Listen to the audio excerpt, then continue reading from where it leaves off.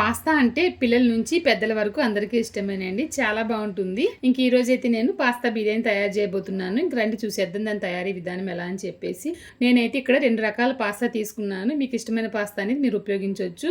నీళ్లు మరుగుతూ ఉండగా పాస్తా దీంట్లో వేస్తున్నానండి. 10 నిమిషాల సమయం ఖచ్చితంగా పడుతుంది. కొంచెం ఉప్పు కూడా వేశాను. కడాయి పెట్టి ఆయిల్ వేస్తున్నాను. దాల్చిన చెక్క, యాలకులు వేశాను, లవంగాలు, బిర్యానీ ఆకు వేశాను, స్టార్ అనేసి ఒకటి వేశాను, సోంపు గింజలు వేసానండి. సన్నగా తరిగిన ఉల్లిపాయ ముక్కలు, పచ్చిమిర్చి వేసి బాగా ఫ్రై చేయాలి. తర్వాత దీంట్లో అల్లం వెల్లిపాయ పేస్ట్ కూడా వేసి బాగా వేపిన తర్వాత టమాటో ముక్కలు కూడా వేసి బాగా వేపిన తర్వాత ఇప్పుడు దీంట్లో నేను కారం, ధనియాల పొడి, పసుపు, బిర్యానీ మసాలా వేస్తున్నాను, గరం మసాలా వేస్తున్నాను. వేసిన తర్వాత పచ్చివాసన పోయే వరకు మసాలాలన్నీ బాగా ఫ్రై చేయాలి.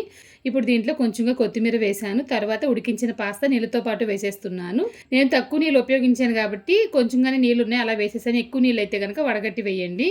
బాగా కలిపి ఒక 5 నిమిషాలు మగ్గించారంటే పాస్తా బిర్యానీ తయారైపోయినట్లే.